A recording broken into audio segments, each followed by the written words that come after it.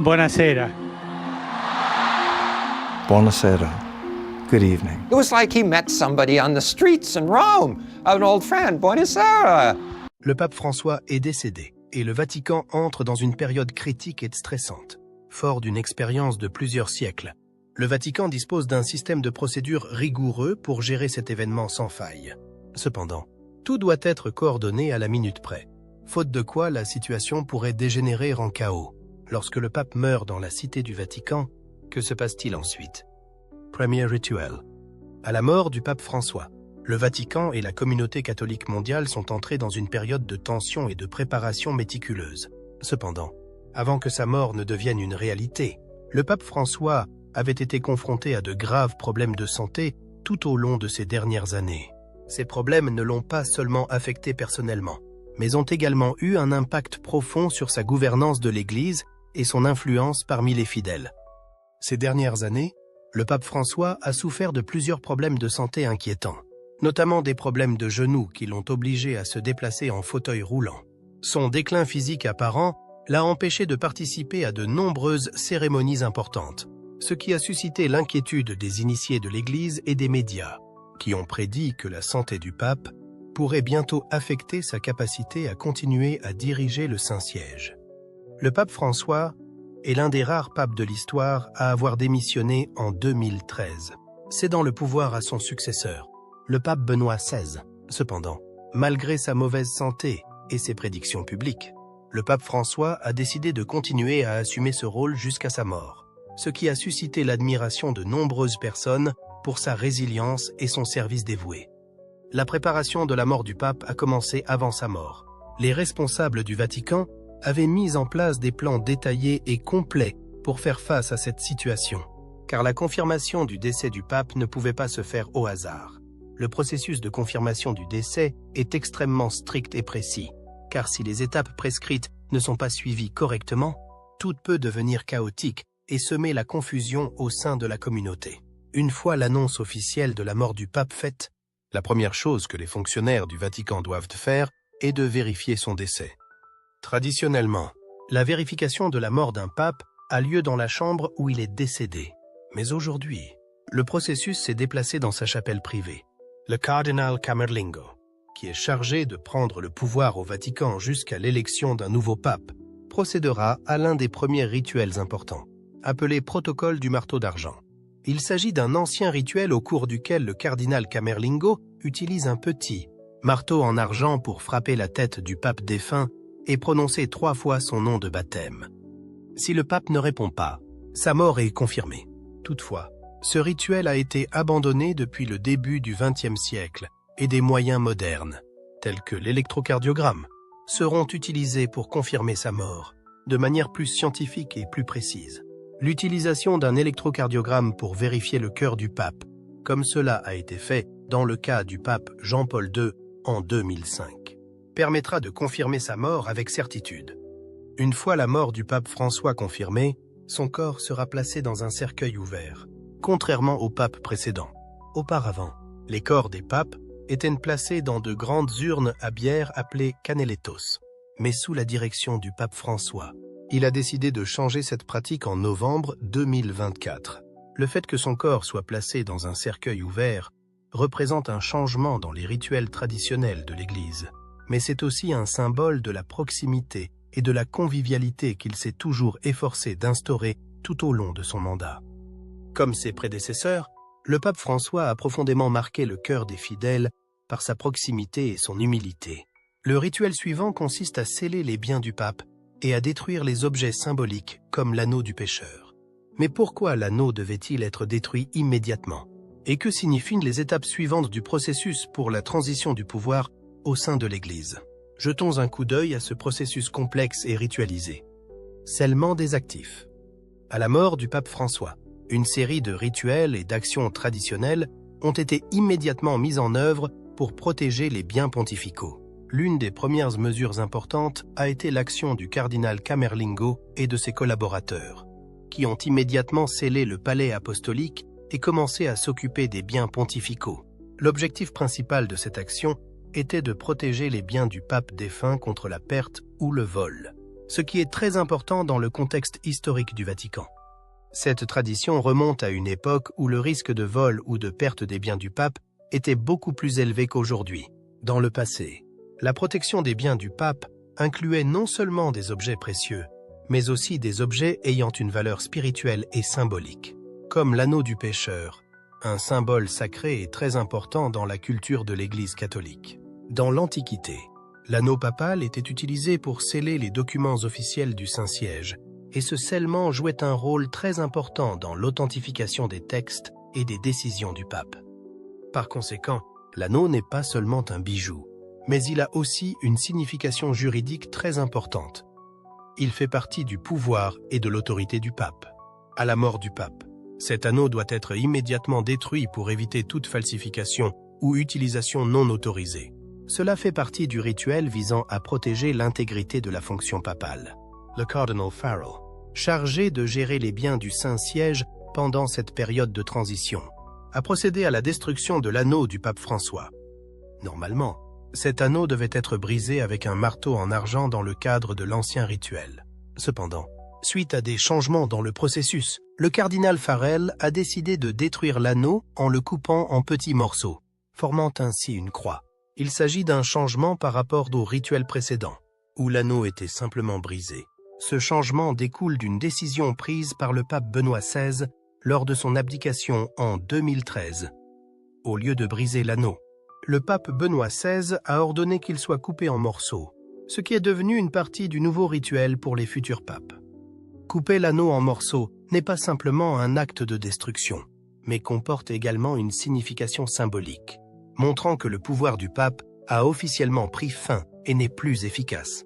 La destruction de l'anneau du pape François peut être considérée comme un acte juridique, car l'anneau ne peut plus être utilisé pour sceller les documents officiels du Saint-Siège. Par conséquent, tout document ou texte scellé avec l'anneau du pape François après sa mort deviendra un faux, n'aura plus de valeur légale et ne sera pas reconnu. Il s'agit d'une mesure importante pour protéger l'exactitude et l'authenticité des décisions et des documents du Vatican pendant la période de transition. En plus de l'anneau, le sceau de plomb du papé est également détruit immédiatement. Ciao. Comme l'anneau est un outil important pour l'authentification des documents officiels et a une valeur juridique, la destruction du sceau de plomb permet également de s'assurer qu'aucun document ne peut être falsifié ou utilisé pour prendre des décisions erronées. Après la destruction des biens officiels, tels que l'anneau et la mer, les autres biens appartenant au pape François seront gérés avec soin. Ces biens pourront être donnés à des associations caritatives, conservés dans les musées du Vatican ou, dans des cas particuliers, remis aux héritiers du pape, s'il y en a. Cependant, ces biens n'ont pas seulement une valeur matérielle, mais aussi une forte valeur symbolique et spirituelle. Leur gestion est donc très importante pour protéger la pureté et la tradition de l'Église. Ce rite, même s'il n'est plus exécuté avec le marteau d'argent comme autrefois, conserve un sens profond du pouvoir et de la transmission du pouvoir au sein de l'Église catholique. La mort d'un pape n'est pas seulement une perte pour l'Église, c'est aussi un moment de grande cérémonie et de solennité. Mais vous êtes-vous déjà demandé comment un pape est traité après sa mort? Quelles seront les modalités des funérailles du pape François? Et comment ces décisions concernant la conservation de son corps affecteront-elles le processus funéraire? Le processus de deuil. Une fois la protection des biens et du corps du pape achevée, une partie tout aussi importante de la gestion de sa mort est la préparation des funérailles publiques. Cependant, tous les papes n'ont pas adopté la même approche à cet égard. Bien que la tradition veuille que le corps du pape soit embaumé pour une conservation à long terme, cela n'a pas toujours été le cas. Dans l'histoire moderne de l'Église catholique, l'un des exemples les plus marquants est celui du pape Jean XXIII, qui a choisi l'embaumement pour conserver son corps. Il a été embaumé dans une solution de formol, une solution de formaldéhyde contenant du méthanol, ce qui a permis à son corps d'être extrêmement bien conservé. Lorsque son corps a été exhumé en 2001, les archéologues et les cardinaux ont été surpris par sa fraîcheur. Selon le cardinal Virgilio Noy, il avait l'air d'être mort hier, sans aucun signe de décomposition. Toutefois, l'embaumement n'est pas une option obligatoire. Le pape Jean-Paul II, quant à lui, a choisi de ne pas embaumer son corps, mais de le conserver dans un cercueil ouvert pour la vénération du public. Ce choix n'est pas le seul, et pour le pape François, Il dépendra de ses préférences personnelles. Le choix du mode de conservation du corps d'un pape après sa mort a toujours été une affaire personnelle et reflète dans une certaine mesure la personnalité de chacun. En outre, la participation de la garde suisse est un élément important des cérémonies funéraires. La garde a été fondée en 1506, lorsque le pape Jules II a demandé une garde personnelle. Depuis lors, la garde suisse est devenue un symbole indispensable des événements liés au pape. Elle le protège non seulement de son vivant, mais aussi pendant ses derniers jours. La garde accompagnera le corps du pape lors de son dernier voyage du palais apostolique à la basilique Saint-Pierre, un voyage sacré et significatif. La garde a toujours été étroitement liée à la tradition de protection du pape, et cela n'a pas changé, même après le décès de ce dernier. Il porte de lourdes armures et des piques, protégeant le corps du pape 24 heures sur 24, 7 jours sur 7, pendant les funérailles. Leur dévouement a été prouvé au fil des siècles. Et l'histoire tragique de la garde suisse en 1527, lorsque 147 membres se sont sacrifiés pour protéger le pape Clément VII d'une attaque ennemie, est toujours commémorée et honorée aujourd'hui.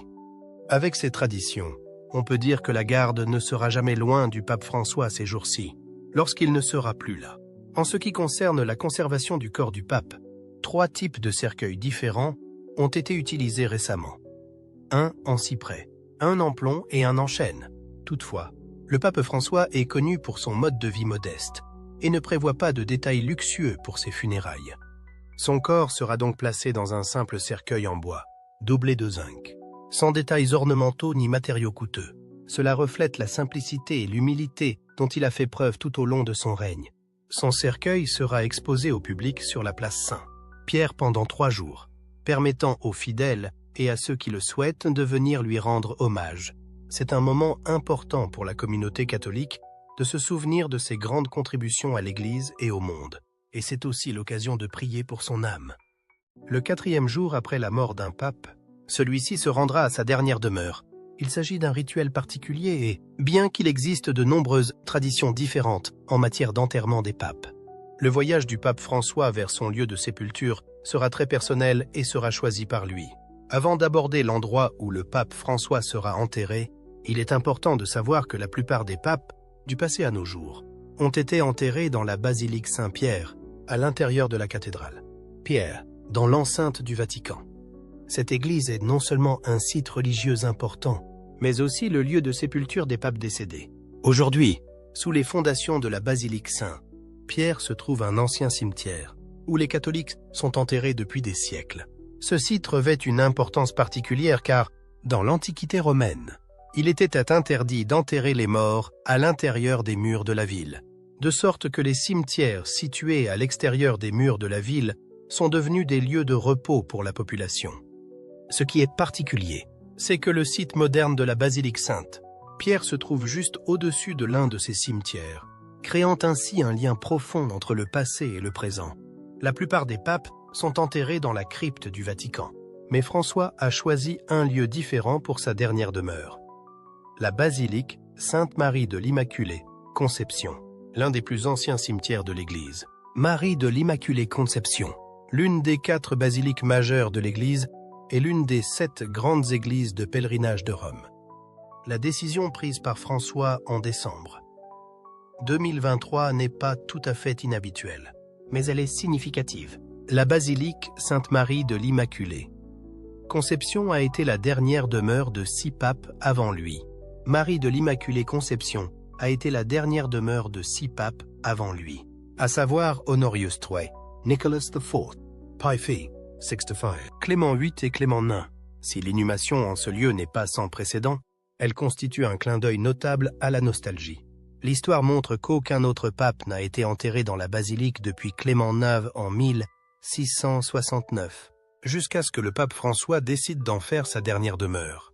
Bien que les détails de sa dernière demeure soient encore tenus secrets, il est certain que, même mort, le pape François ne manquera pas de protection.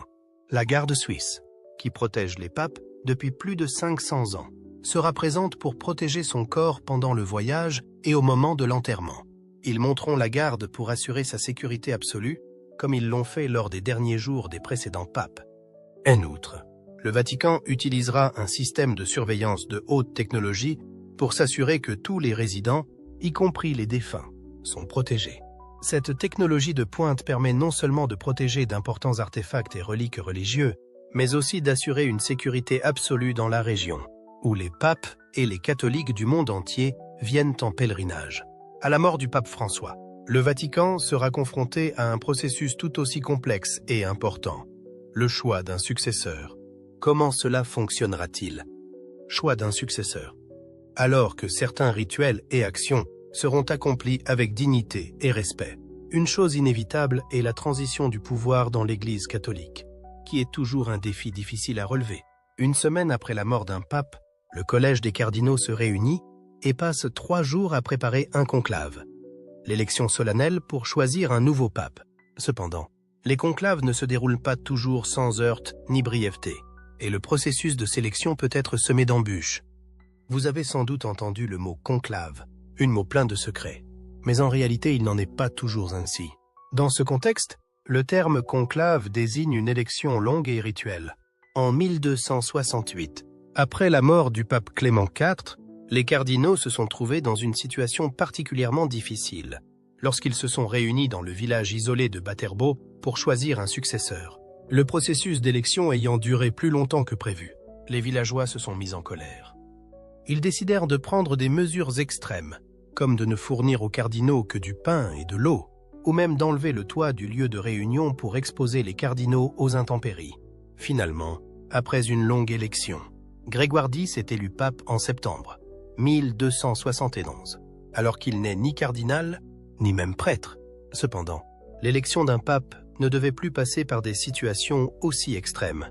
Cette tradition s'est progressivement stabilisée et institutionnalisée, notamment après que Grégoire X a ordonné que les cardinaux ne puissent prendre qu'un seul repas par jour si le conclave durait plus de 3 jours. Le secret du processus est également devenu beaucoup plus important et, en 1274, le conclave a été officiellement organisé, avec des règles strictes selon lesquelles les cardinaux n'étaient pas autorisés à révéler des informations sur l'élection à qui que ce soit. Au fil du temps, le conclave est devenu un rituel extrêmement secret. Au début du XXe siècle, sous la direction du pape Pie X, un scrutin secret a été mis en place, empêchant toute fuite d'informations. Aujourd'hui, le lieu du conclave est complètement fermé, et les cardinaux ne sont pas autorisés à communiquer avec le monde extérieur. Ils peuvent regarder les informations, mais ne sont pas autorisés à utiliser des téléphones ou d'autres appareils technologiques pour échanger des informations.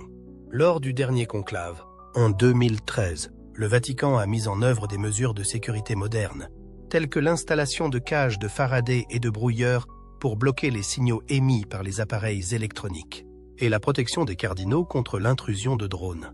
Ces mesures de sécurité peuvent sembler strictes, mais elles se sont avérées efficaces au fil du temps.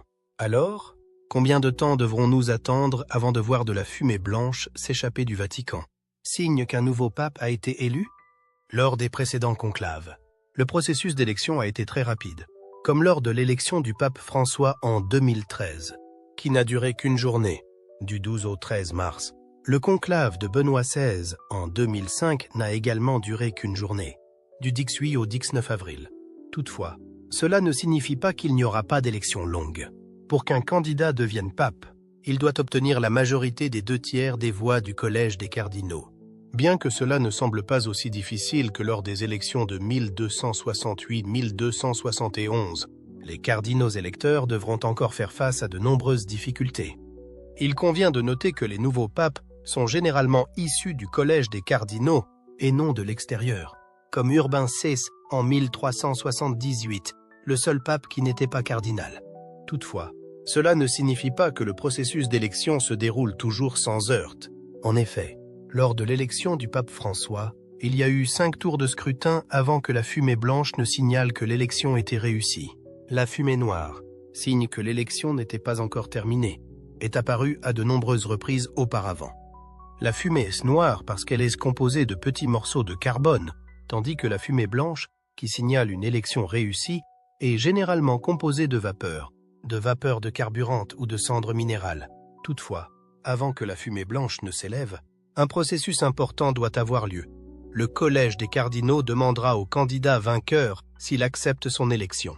S'il accepte, il sera nommé pape et la fumée blanche s'élèvera dans les airs. Immédiatement après, le cardinal diacre principal apparaîtra au balcon de la basilique Saint-Pierre et annoncera « Nous avons un pape ». Pierre et annonce « Nous avons un pape ». Le nouveau pape se présente alors devant la foule et prononce un discours. Bien que les couronnements papaux soient traditionnellement accompagnés de cérémonies élaborées, ces dernières années, des papes tels que Jean-Paul II, Jean-Paul II, Benoît XVI et François ont tous choisi de tenir des cérémonies d'inauguration plus modestes, reflétant leur style simple et l'absence de fanfare. La question de savoir si un successeur hérite de la volonté de son prédécesseur est complexe, en particulier dans le contexte de l'Église catholique. Bien qu'un nouveau pape soit généralement élu au sein du collège des cardinaux et qu'il puisse s'inscrire dans la continuité de la doctrine et des politiques de son prédécesseur, chaque pape a des opinions, des priorités et un style de direction de l'Église qui lui sont propres. Cela peut entraîner des changements dans l'approche des questions religieuses et sociales. Dans l'histoire de l'Église, il est arrivé que les papes successifs n'aient pas complètement hérité de la volonté ou des politiques de leurs prédécesseurs. Chaque pape a la liberté de décider comment diriger, tout en adhérant aux principes fondamentaux de la foi catholique. Par exemple, le pape Jean-Paul II a été très actif dans la réforme des questions sociales et politiques mondiales, tandis que le pape Benoît XVI s'est davantage concentré sur la défense des valeurs traditionnelles de l'Église et la clarification des questions doctrinales. Le pape François, successeur de Benoît XVI, a apporté des changements notables sur les questions de l'environnement, de l'amour et de la miséricorde, avec un accent particulier sur les questions liées aux pauvres et aux réfugiés. Cependant, il y a aussi des continuités claires sur des questions religieuses importantes. Les papes ont souvent hérité des principes et des objectifs communs de l'Église, tels que la défense de la foi, le maintien des rites et des enseignements fondamentaux, et la volonté de préserver l'unité de la communauté catholique mondiale. Les décisions importantes, telles que les messes, les politiques à l'égard des fidèles et les questions relatives aux États, ainsi que les relations entre l'Église et les autres religions, portant souvent l'empreinte de leurs prédécesseurs. Le testament du pape François. Le pape François, depuis son élection en 2013, n'est pas seulement un pape dans l'Église catholique, mais aussi un modèle de leadership humain, en particulier la simplicité, la proximité, la gentillesse et le courage dans la réalisation de réformes majeures. Sa volonté, à travers ses paroles, ses actions et son attitude, démontre un style de leadership très différent et a une forte influence non seulement sur l'Église, mais aussi sur la société mondiale. Le langage du pape François est toujours facile à comprendre, sincère et très humain. Contrairement à ses prédécesseurs, dont les sermons étaient parfois formels et stricts, il utilise un langage simple pour toucher un large public, en mettant l'accent sur des valeurs fondamentales telles que la miséricorde, l'humilité et l'amour des pauvres et des oubliés de la société. Dans ses sermons, il ne se contente pas d'exprimer des principes religieux, mais appelle les gens à vivre en harmonie, à s'aimer et à partager. L'un des messages les plus importants qu'il a mis en exergue est celui de la miséricorde. Le pape a toujours exhorté l'Église à être une communauté aimante, qui prend soin des plus faibles dans la société, en particulier des pécheurs, des oubliés de la société et des marginaux. Cela s'est exprimé non seulement dans ses paroles, mais aussi dans ses actions concrètes, lorsqu'il a appelé à une Église tolérante, non discriminatoire, et qui garde toujours les portes de l'amour ouvertes. Le pape s'est également opposé avec force à toutes les formes de discrimination, de division des classes et d'inégalité dans la société. Il s'est élevé contre l'injustice et a exhorté chacun à respecter les droits de l'homme, affirmant que personne ne devait être méprisé pour quelque raison que ce soit. Dans le même temps, il a également appelé à un mouvement environnemental, soulignant que la vie sur Terre devait être protégée et préservée pour les générations futures. Le pape François n'est pas seulement un homme qui prononce de grandes paroles, mais aussi un homme qui agit de manière très concrète et profonde, comme en témoigne son mode de vie et les décisions qu'il prend.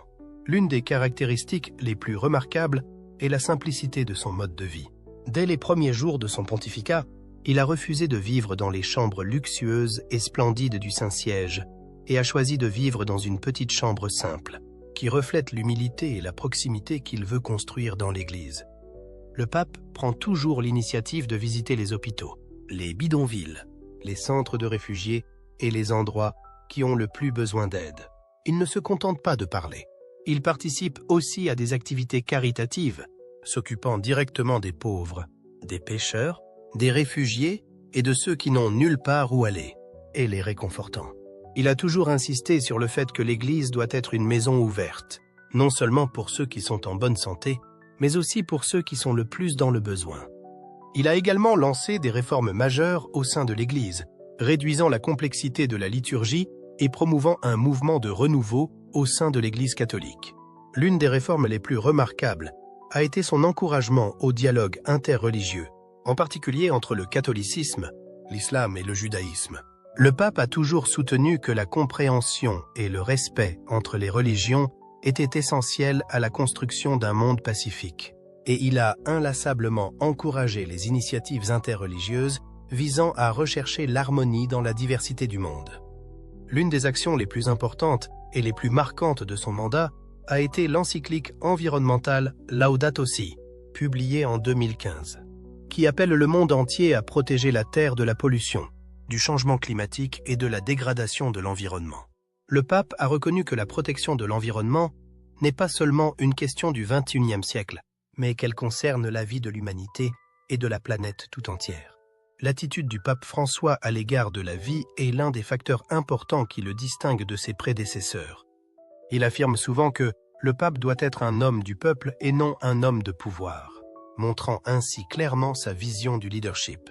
Il ne recherche ni le pouvoir ni la formalité, mais veut être un exemple d'amour, de service et d'humilité. Le pape vit très simplement et est sociable avec tout le monde. Cette attitude se reflète non seulement dans sa façon de s'habiller, mais aussi dans tous les aspects de sa vie. Il encourage toujours les gens à mener une vie humble et simple et à être proche de ceux qui les entourent. Non seulement il donne l'exemple, mais il crée également un environnement dans l'Église où chacun peut se sentir à l'aise et bienvenu, indépendamment de qui il est, d'où il vient ou de la religion à laquelle il appartient. Le respect absolu des différences dans la société est l'un des points forts de son attitude à l'égard de la vie.